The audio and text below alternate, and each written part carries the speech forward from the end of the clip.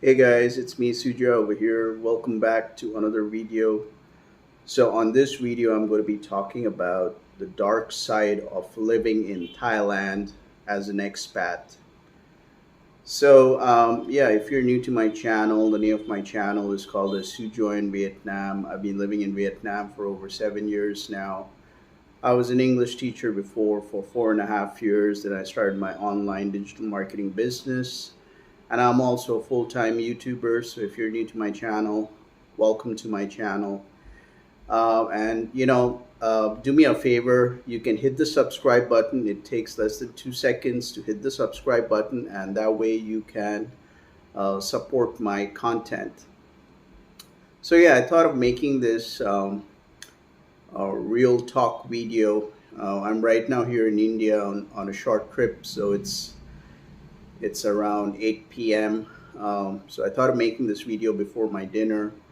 I'm not new to Thailand. I've been traveling to Thailand on and off for over 5 years now, primarily to Bangkok. And yeah, I was in Pattaya for 1 month. So I'm just going to give you a real talk experience. So if you're an expat planning to visit Thailand, firstly, a quick disclaimer. I love Thailand. It's a very beautiful country. Bangkok is my favorite city, and it's very organized. It's very Thailand in general is a very safe country. Yeah, and of course Bangkok is very organized. They got a very nice transportation system. Thai people are really lovely, and I find them to be very friendly. And of course, I love Thai food. So I mean, like Thai cuisine is one of the most top-rated cuisines in Asia. So even all over the world. So yeah, I love Thai food. I love pad Thai. I love the BBQ chicken and everything. So yeah, I mean, so I just want to make that very clear. So I'm just going to be talking about a couple of the points, like the cons, which you should be kind of aware if you're in Thailand or if you're planning to visit Thailand, and even for Indian tourists who are planning to go to Thailand. So before I start talking, let me just have a bit of my water, chill water.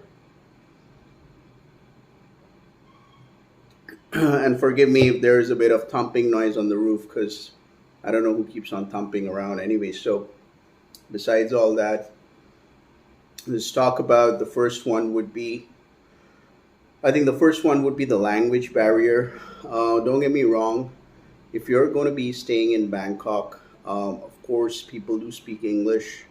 If you're going to be staying around the tourist locations and everything, but um, sometimes you may encounter, like if you go to local shops, like noodle shops and all those places, maybe the menu is in Thai, and the it's not in English. It's completely in Thai. So sometimes you may have a bit of difficulty communicating with them, or even like if you're taking the taxi, sometimes they don't communicate with you in English.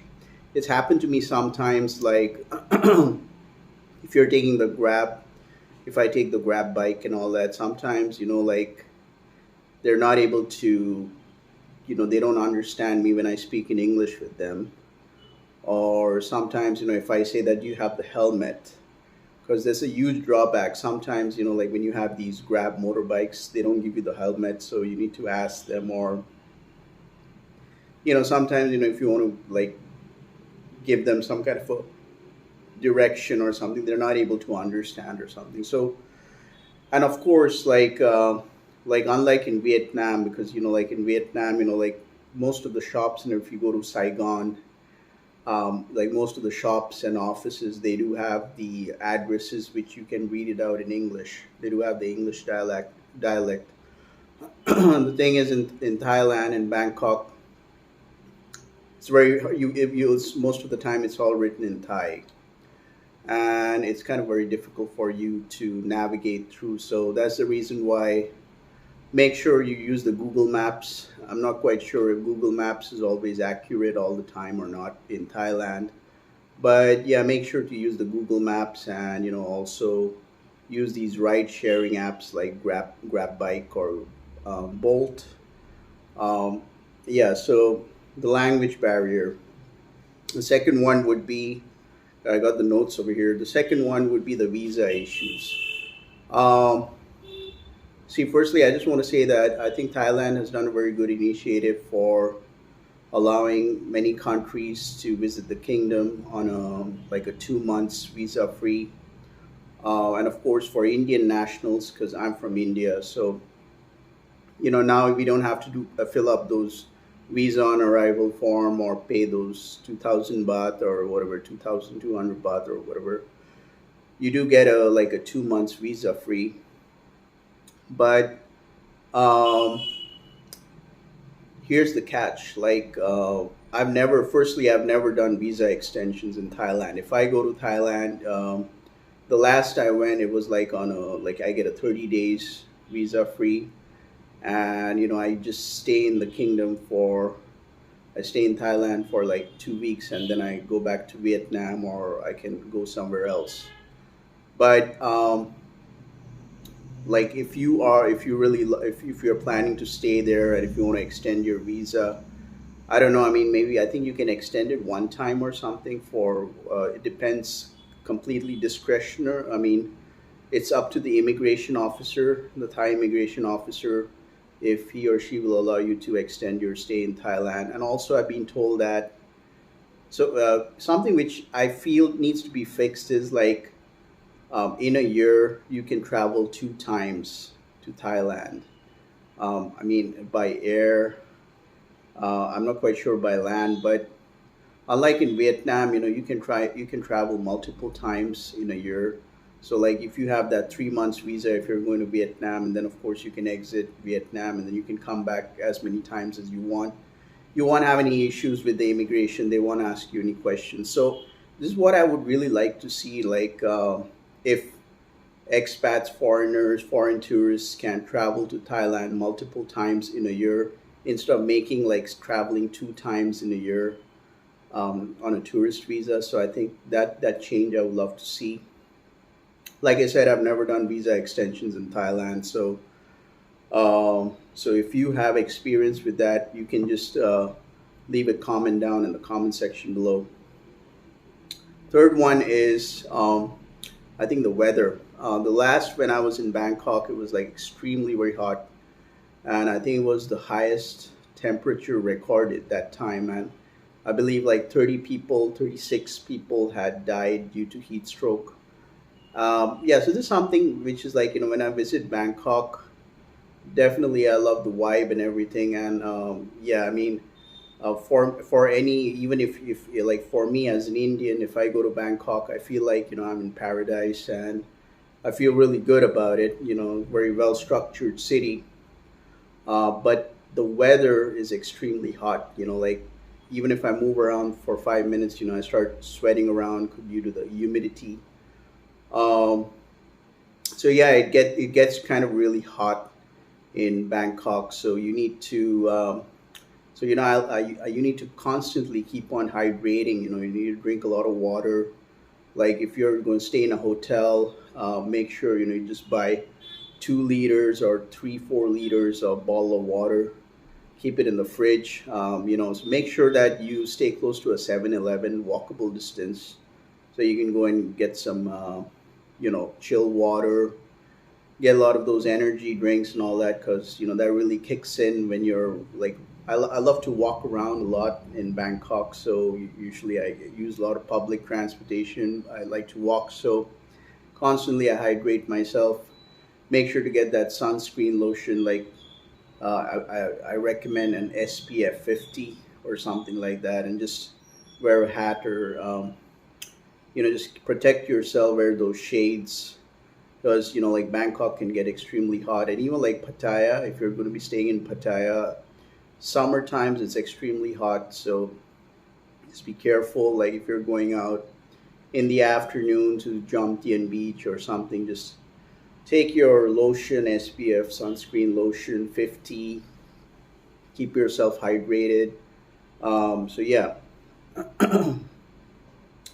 right. The fourth one is which I found like not for everyone, but like I personally found Bangkok to be expensive. Like compared to Vietnam, Vietnam is far more affordable compared to Bangkok City. But like definitely Bangkok is expensive, and if you're coming from certain countries, like if you're coming from India, you will find it a bit um, pricier. Like but yeah, if you're coming from the West or if you're coming from Europe, I think it's going to be very affordable for you. But for certain countries, it can get a bit expensive if you're not well prepared for your trip.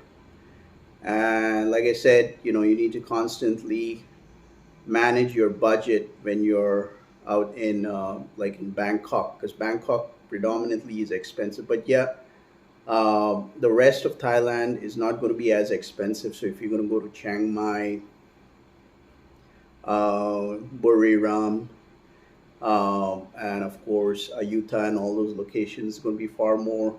Even Isan, Rayong, so it's going to be more affordable.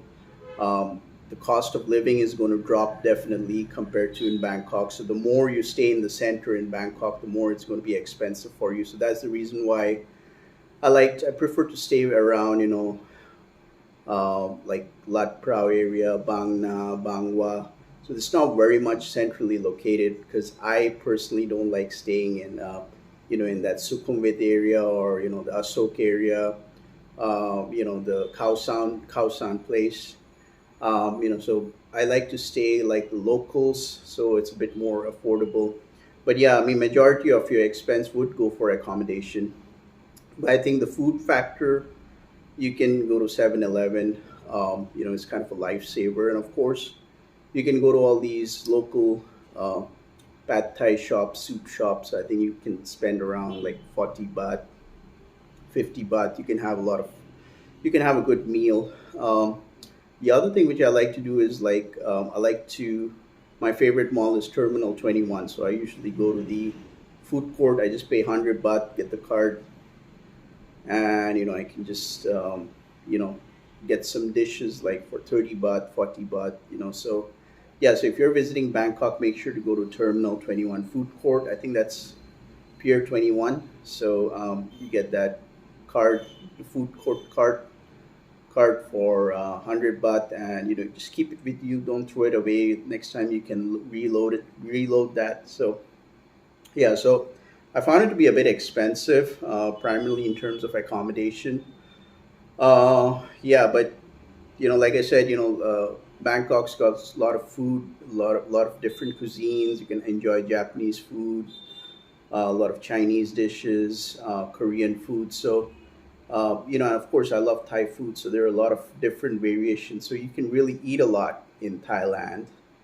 So that's something which I really love to do. Try a lot of different Thai dishes. So yeah, let's talk about the fifth one. Would be the let me just have a bit of my chill water. The dating culture. Um, yeah, I mean, like you have this thing going around on these dating sites. Like if you go to Thai Friendly or Thai Cupid and all that, they keep on saying we're not looking for holiday.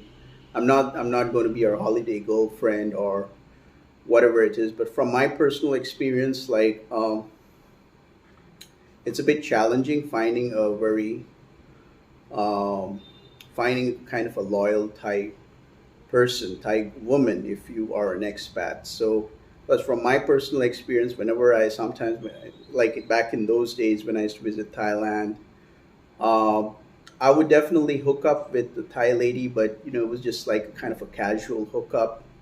But it was like not kind of a long term commitment or something. So, but yeah, I mean, I highly recommend that if you want to date a Thai lady, then try to try to communicate with someone. like take a month or two, get to know some Thai person, Thai lady using these dating apps like Thai Cupid. I think Thai Cupid you need to pay. Thai friendly, of course, you can use. It's free to join, but I suggest you can upgrade yourself as a premium member. I think it's like $19 per month or whatever. But you get access to sending messages to a lot of Thai women, and of course, make sure to check out their profiles. I'm not, if you feel like she's kind of a party girl, and she's like she has that expensive taste, then definitely she if you're gonna be meeting up with her, she's going to be taking you to a lot of lavish places, and then you got to spend a lot of money and everything. So there are also a lot of Thai girls. They're very simple. I've dated a few simple Thai women, and of course, I've dated a few Thai women who are entrepreneurs. Like they're pretty successful, and like this was much before, back in those days. Yeah. But yeah, I mean, if you really want to have a serious relationship with a Thai person, with a Thai woman, then you need to stay in the kingdom. You need to stay there for some time. You need to, I would say, at least 6 months. You need to be there, date, get to know her family, and then of course you can go back to your home country, and then of course you'll have that serious connection relationship. Otherwise, if you're coming for a short stay, it's very difficult to find that kind of a Thai woman, because some of them, they will be like, can take you for a ride, or maybe they're just looking for a holiday experience or whatever. But they don't want to say that on the dating profiles, right? So you need to like stay at least 6 months to date someone, and preferably date someone who's very simple, or who has a who has a 9 to 5 job, or working in an office or something. The last thing you want is dating a bar girl, a Thai bar girl. Then she's going to be taking you for a ride, and so yeah. So the dating culture, yeah. So it's kind of a bit challenging finding the right Thai person, Thai woman especially, because you need to understand, like there are a lot of foreign men, who go to Thailand for, like for casual hookups or for sex tourism and all those kind of things. So it's just that, some of the Thai women, they have a lot of options. They get tons of messages on these dating apps. So you're not the first choice. They may tell you upfront, like they may tell you, it may seem like they're very loyal to you, before you come there, and that she may, but trust me, she's got other guys she's texting around. So I think it's better you meet someone personally in Thailand, spend more time with her, and of course I recommend she moves in with you if you're taking an Airbnb accommodation or whatever. um, you know and of course spend time with her, get to know her, go and meet her family. Most likely, maybe her family members are from different cities in Thailand, or from small time towns in Thailand. So but I recommend dating someone who's got a 9 to 5 job or something. Of course, I wouldn't recommend you dating someone who's working every day, Monday to Sunday. So you got to be careful. And of course, I don't recommend you dating a massage girl, who works in who's working Monday to Sunday. Then she's not having time for you or whatever, or who's having like a couple of kids and all, couple of kids. I'm not, don't get me wrong, if you're open-minded expat, definitely you can date a single mom, but I recommend you date someone who doesn't have kids or extra baggages, right? So yeah, and of course, following that is the scams, right? So be careful of the scams in Thailand, because you can easily lose money like water. Especially be careful when you're hopping onto the taxis. I recommend when you come to Thailand, just use the Grab app, and because sometimes I have had this experience. One time I came to Bangkok, and this dude, he didn't understand English, and he was actually taking me to Pattaya, and I was like saying, no, I need to go somewhere here in Bangkok. So fortunately, and already it was already 500-600 baht in the meter, and so that way, you got to be careful, especially taking these taxis, and of course, be careful of the dating scams, especially in touristy locations in Thailand. Some maybe in Pattaya or in Bangkok. So just be careful. Like because the last thing, if you feel like she's asking you for money, or she's saying that, can you pay money for my family, or can you buy me a new phone, or a new Louis Vuitton bag, it's all up to you. Like but if you're on a budget, just be very careful about this, right? Yeah, the seventh point would be like Thailand can get pretty lonely. um, it's a wrong narrative. People say, like, foreigners say, like, when you go to Thailand, you're partying every day, and whatever. But if you're going to be staying there like for a month or even more, I mean, you can't expect to party every day, because you're going to be losing out money like water. So it's just that, yeah, it can get a bit lonely. um, so I recommend that, because you're not a Thai person, and of course, don't get me wrong, they're very friendly, wonderful people. But it's just that you will always be an outsider. So, like, if you're staying in your condominium, you'll always, and if you're staying alone, don't expect the neighbors to come and knock at your door and, hey, welcome to Thailand or whatever. So, like I said, um, it can get pretty lonely, and it also depends where you're staying in Thailand. So if you're going to be staying in a remote location in Thailand, or some faraway location, it can get a bit lonely. But I recommend you utilize that time, make it a bit productive. Just join a gym, or join a Muay Thai class, or do some kind of outdoor activities.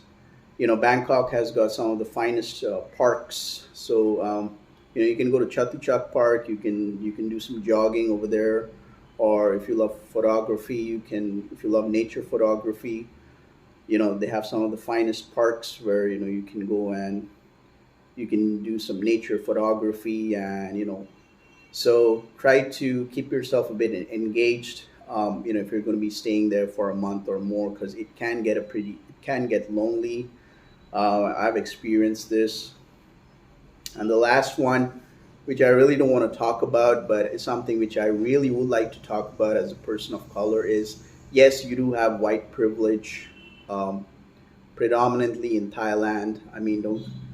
I made a video about this, but I know I'm going to get a lot of haters, but I want to talk about this. There is white privilege in Thailand. So if you're going to go to certain bars, even especially in Pattaya, if you're going to go to those Western bars or English clubs and everything, um, you may certain not all the time you may be getting treated properly, especially if you're a person of color, and especially if you're from India. I mean, I know there are a lot of Indians in Pattaya. There are a lot of Indian restaurants and everything, and they always hang around with their buddies, which I've seen, because I dislike that. I like to be like a genuine solo traveler. I like to explore alone. I don't want to be hanging around with other Indians and all that, and have a lot of complications. Um, but yeah, I mean, I've experienced this sometimes. I've had that friction even in Bangkok. So, so it's just that, just be kind of mentally prepared. Like, if you're a person of color, or if you're coming from India, don't expect everything is going to be everyone's going to be smiling at you. Everyone's going to give you a first class treatment.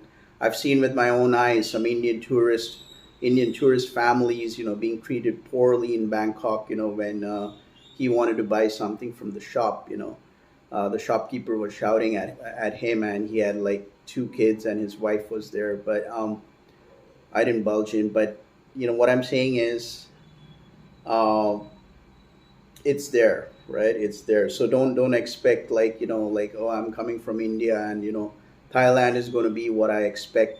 So when you come there, come as a tourist. But like I said, don't get me wrong, but as an Indian, I could feel that there are some Thais, they don't like Indians, right? They dislike Indians. And it's a true fact. I'm not cooking this up. Uh, Not all Thais are very India friendly, right? So I just want to. So if you're an Indian watching this, if you're planning to go to Thailand, you need to know this, right? There are, there are many Thais, they don't like Indians, right? And especially when they have that stereotypical thought that Indians will come and they'll do the price haggling, but they won't buy anything or whatever. But so I hope that mindset shifts, right? I hope that changes a bit, right? So yeah, that's the reality. Yeah. So let me know, let me know some additional points. You can keep it down in the comment section below. Like, have you faced any negative experience in Thailand as an expat? I would love to hear from you.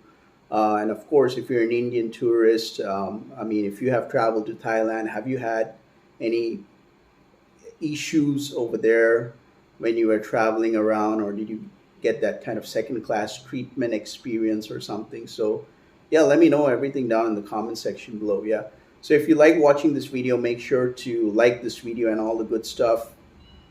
If you found this video to be informational, you can always buy me a coffee. The link is down in the description below. And if you want to start a successful online business, I highly recommend you check out the free webinar workshop. So I'm going to keep a link down in the description below. It's free to join, so I highly recommend you check that out. So with that being said, you guys have a great day. This was me, Sujoy. Peace out.